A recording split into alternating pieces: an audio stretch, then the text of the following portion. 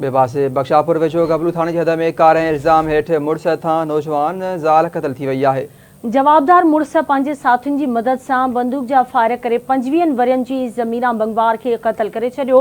इतला ते पुलिस वाक़े वारे हंधि पहुची मक़तूला औरत जो लाश कशमोर अस्पताल मुंतकिल कयो। पुलिस मक़तूला औरत जो लाश पोस्टमार्टम बाद वारसनि हवाले करे छॾियो। पुलिस जो चवणु आहे त जवाबदार पंहिंजी ज़ाल खे क़त्ल करण बाद घर ख़ाली करे फरार थी वियो।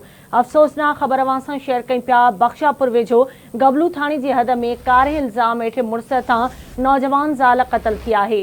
जवाबदार मुड़स पंहिंजे साथियुनि जी मदद सां बंदूक जा फायर करे 25 वरियनि जी ज़मीरा बंगवार खे क़त्ल करे छॾियो। इतला ते पुलिस वाक़े वारे हंधि पहुची मक़तूला औरत जो लाश कशमोर अस्पताल मुंतकिल कयो। पुलिस मक़तूला औरत जो लाश पोस्टमार्टम बाद वारसनि हवाले करे छॾियो। पुलिस जो चवणु आहे त जवाबदार पंहिंजी ज़ाल खे क़त्ल करण बाद घर ख़ाली करे फरार थी वियो।